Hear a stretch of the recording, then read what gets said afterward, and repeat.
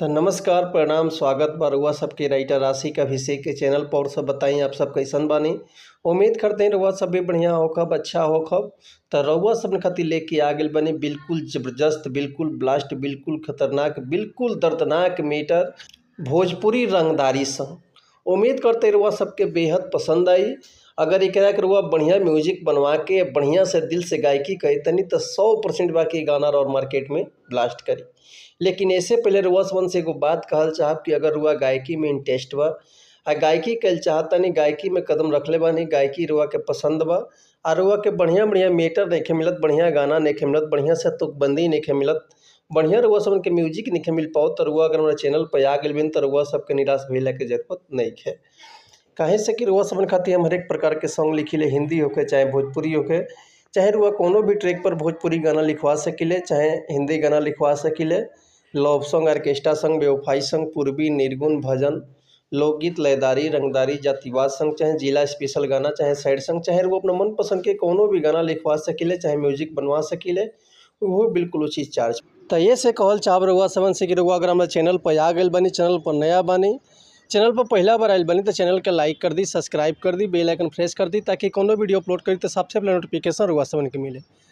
अगर वीडियो रउआ सबके अच्छा लगा तो देखो प्यारा से कमेंट कर दी। चलिए देर ना करते हुए आज के मैटर देखल कैसे बा, का एकर लय बा, का एकर धुन बा, ये रउआ सबन के हम गा के बताओ तो उम्मीद करती रउआ सबके बेहद पसंद आई। तो चलिए देखिए आज के गाना कैसे बा। भाड़ा पदे निहथिया जिला के होई रंगदार, चलती चलेला सब हमारे जानत यूपी बिहार। हे बबी सुनो मान जा कि भाड़ा पदिले हथिया जिला के होई रंगदार, चलती चलेला सब हमारे जानता यूपी बिहार। बड़े बड़े माफिया बाहुबली गिरेले आके शरण शरण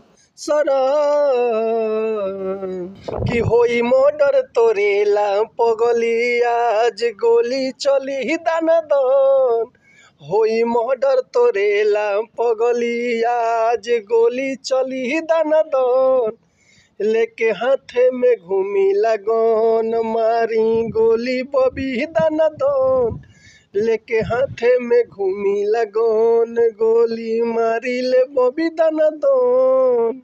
तो उम्मीद करतनी मीटर हुआ सबके बेहद पसंद आयल हो। अगर ये गाना के रुआ फुल लिखवावल चाहतनी, चाहे एक म्यूजिक बनवावल चाहते हैं तो डिस्क्रिप्शन में हमारा कॉन्टैक्ट नंबर बा, व्हाट्सअप नंबर बा, तो रुआ कॉल या व्हाट्सअप कर सकते हैं। रुआ के बिल्कुल उचित चार्ज पर बढ़िया से बढ़िया म्यूजिक मिल जाए, फुल गाना मिल जाए। तो मिलता है नेक्स्ट वीडियो में कुछ नया गाना, कुछ नया धुन, कुछ नया कंपोजिशन लेके। तब तक ले रुआ सबसे अनुमति चाहतनी। एक और बात रुआ सबसे कहल चाहब कि अगर हमारे गाँव में कोनो मिस्टेक होता तो भैया क्षमा चाहतनी। ऐसे कि हम गायक तना है, रुआ सबन के खाली बता सकिले, समझा सकिले। ये रुआ ऊपर डिपेंड करते रहो, जितना बढ़िया से गायकी करब उतना बढ़िया से गाना और मार्केट में ब्लास्ट करी। तो मिलता है नेक्स्ट वीडियो में, तब तक लिए नमस्कार प्रणाम, जय हिंद, जय भारत, जय भोजपुरी समाज, हर हर महादेव, जय शिव शंभु, जय माता दी।